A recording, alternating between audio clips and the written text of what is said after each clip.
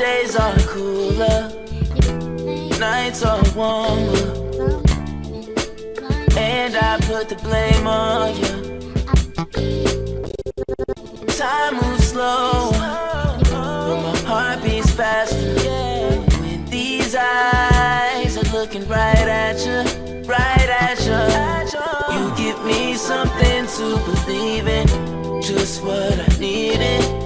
You're the closest. I just want to finish up the Caitlyn Clark thing by bringing in two people that I respect deeply in sports. We heard what Rob Parker said. Caitlyn Clark did not deserve to be on the Olympic team, but she deserves the attention that she's getting. I agree. I'm saying, but let's stop with she brought charter planes. Charter planes were coming because Brittany Griner had to go to Russia, and she's 6'8", and the charter planes were coming. Yes, WNBA loses money every year. It is a subsidized league.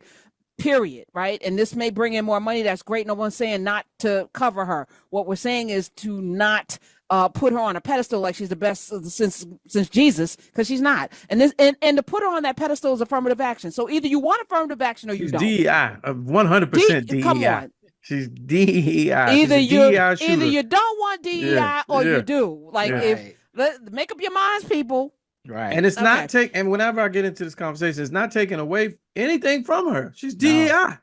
Some of the greatest people in different professions have been DEI. If you put her on that Olympic team, that's DEI. Absolutely. There's no merit-based argument that you can make other than just, but people like her, put her on the team. People like a lot of people, and they not going to the Olympics.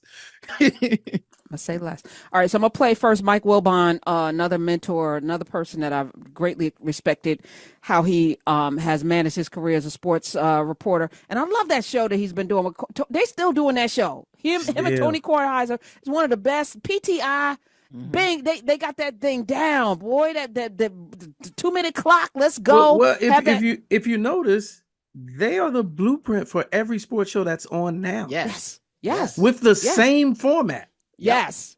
Yep. With the one exception, they're not bent on hyperbole. They may yell and scream, but it's such a measured understanding of what they're talking about. They're not just talking out their ass just for the ratings. It's debate, but with integrity. Yeah. And thank you. So here's what happened on PTI regarding Caitlyn Clark. Mike Wilbon, Tony Kornheiser, play it. Any issue with Caitlyn Clark not being named to the Olympic team? Not only do I not have an issue, let's get something straight. She doesn't belong on the Olympic team. She hasn't deserved to be on the Olympic team. She's not as good as 20 American women who can be on that team, probably 25. And I'm tired of people, including my dear friends Christine Brennan and Stephen A. Smith, saying, well, she can grow the game. The point is not to grow the game. The point is to win the games. We play to win the games. The Olympic team is about who deserves to be there. She does not deserve to be there. She's handled it beautifully. She can go in the future. She will earn the right to go to the Olympics probably in 4 years. Now, she's not close to deserving. Okay, I have a completely different opinion, and my opinion is a marketing opinion, because as you know, I believe the Olympics is a television show, and I believe that Caitlyn Clark is the greatest attraction of any female athlete in the world, if not any sports person in the world. If I was NBC, I'd be livid that she wasn't on the team, because she's going to guarantee me great ratings. Do I think she deserves it? No. I'm agreeing with you in that, but I think we're going to win anyway. I don't think her being on the team is going to stop us from winning. And you know what I would do, Mike? I would make her the college player on the team in the way that Christian Laettner was on the original Dream Team. Yeah, that's what I would do, because I think it's marketing. I honestly believe it's a marketing issue. If you take that approach, that's defensible. I take the opposite. This is about competition. This is the Olympics. Gold medal, not marketing. I love them, both of them, because everybody made their point. It's a good point. I heard Lamont say that's a good point. That's the point that he was making. I will push back on Tony Kornheiser. People gonna be watching for Sha'Carri Richardson.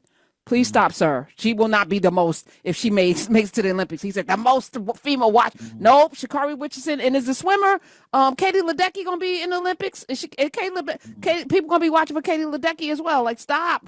There are other players. Also, like, other people watch the Olympics because it's the Olympics. Like, Right. as a that's TV, true. like people, and if we being frank, as a black person, I can't speak for y'all, but as a black person, I'll abandon America in a heartbeat if another team got more black people on it. If Jamaica's winning, it is Jamaica, ain't Germany. nothing. We root for Jamaica all day. It ain't nothing for me to be like, you well, ain't lying. In the 80s, Telefilo Stevenson from Cuba, when he was in the boxing heavyweight and there was no Muhammad Ali, I was rooting for Cuba. As a little black girl watching the Olympics on the Wild World of Sports on Channel 4, whatever it was, NBC, I was watching and rooting for Mr. Stevens from Cuba. Stevenson, listen, I think that was I his watched last the name. World Cup for the first time last year, and everybody, I hadn't watched the teams before. Everybody was like, "We're going for this team, we're going for that team." I turned on the TV. France had nothing but black folk on it. I said, "Well, I guess I'm down with France now." Mbappe. Yeah, it's Mbappe all day over here. You know what I'm saying? So like, listen, I'm not like this idea that like if it's not for Caitlyn Clark, what we gonna do? It's the Olympics. But also that's a weird take for them to take, because the Olympics, if it is indeed a TV show, a lot of times we tune in to see who's that new person that you're going to learn about this year. Right. And then you they do a get good in. job. Yeah, once you get in and start watching, you following them for 2 weeks. That's right. That's nobody's going. LeBron's going to the Olympics, so we're going to watch it. No, during the Winter Games, we were watching curling for no reason. Yes. You can't tell me there's marketing around curling. Exactly. Shoot. Oh, and Simone Biles gonna be in the Olympics? I'm just curious. Is Simone Biles gonna be there? Okay. Caitlyn Clark, even if she comes, will not be the most watched and like she was fitting to be on the bench. How much marketing do you think was fitting to happen on that roster?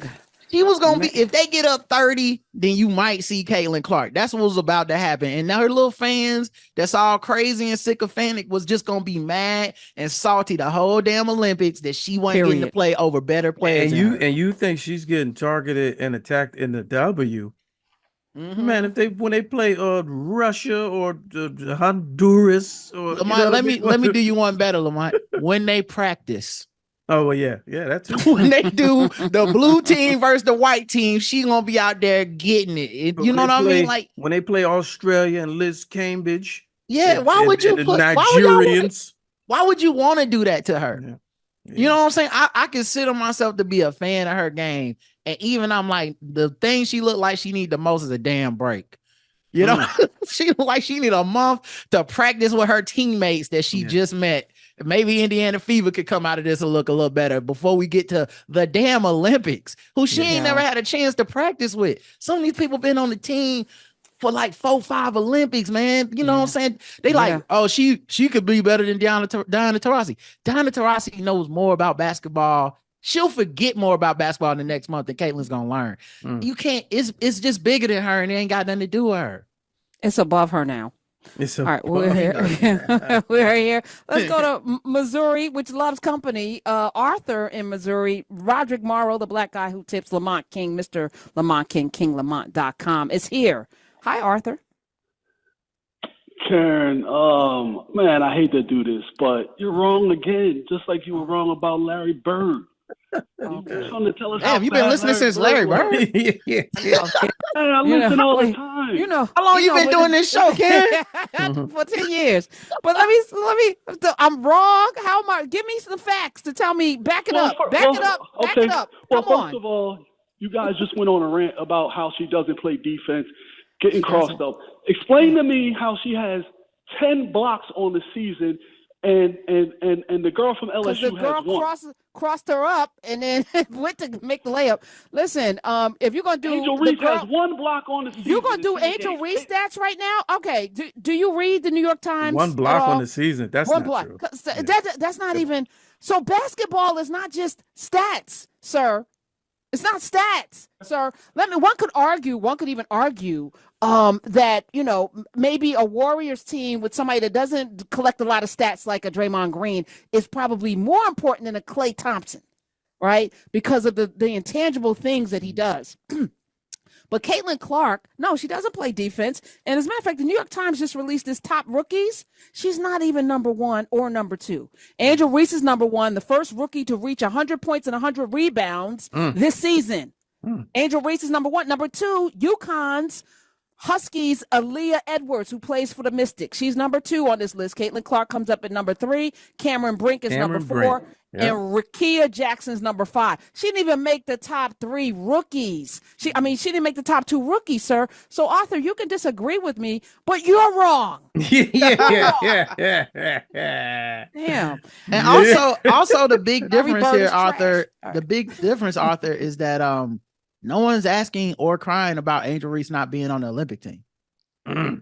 So that's why we're not having a discussion about her, whatever she lacks in her game, is because if people was like Angel should be on the Olympic team, you would have a different discussion, because people would be like, but then we got to talk about her shooting percentage or something like that. No one's making that case, because we understand she gonna work her way up into it. Yep. The same should be, it. and she understands it. Yeah. And the same should be true with Caitlyn. She should understand it. I don't mind her competitively wanting to be on the team. Every basketball player I love is a psycho like that.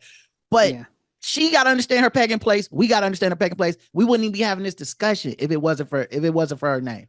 Wait a minute, Karen, you said Bird is trash. Is that your take? No, that's your position on Bird? That's just me poking my finger okay. in Arthur's face right now. Okay. Arthur, for you to call up and bring up a block stat, sir, really?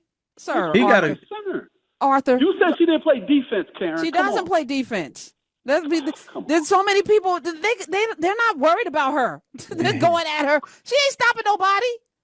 She's a point. She's a guard. Arthur, stopping people. Why does a guard have blocks? Somebody passed them. Arthur, I'm on your side here. I'm on your side here, Arthur. I do think she plays better defense than she's given credit for. Her team is dysfunctional looking. They look sorry, to be honest. And a lot of stuff happens, and you can't really tell who fault it is, because it'd be multiple people making mistakes sometimes down the court. I'll be shocked if they coach make it to the end of the season.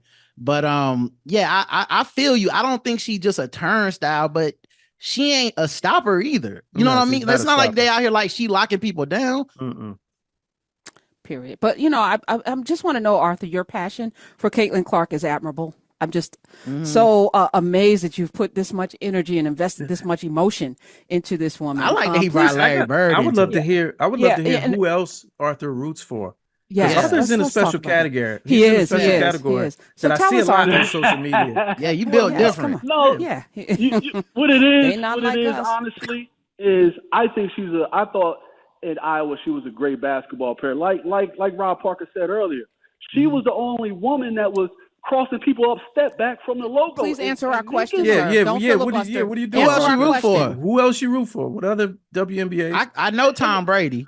No, I'm talking about women basketball. No, we don't. Let's find out. Go ahead. I'm from Philadelphia, so I'm a Sixer guy. Okay. So Dr. J, Moses. And you came for Bird? What? Dude. Well, greatness recognizes greatness. You can't deny greatness. Oh my God. I want to know what. So you just trying to be fair. Women's basketball. Can I say one more thing about Larry Bird? He ducking. No, don't say nothing else. What about the WNBA? Who else you like in there? No, you ain't saying nothing else on Malcolm X's airwaves. Not today. All right. No, sir. Yeah, Black man, not one more word. Not man nothing about caping Bird. for Caitlyn on Juneteenth You ain't saying weekend. nothing on these Dorothy Porter Wesley airwaves. You're not doing that to Ida B. Wells today. No, sir. Not to Frederick Douglass. You ain't doing this to Harriet Tubman today. Not today. No, not on Rosa Parks airwaves. You better say that. That's crazy. James Meredith. No, not today. Not today. No. My days are cooler, nights are warmer, and I put the blame on you. Time moves slow, but my heart beats faster. When these eyes are looking right at you. You give me something to believe in, just what I needed. You're the closest.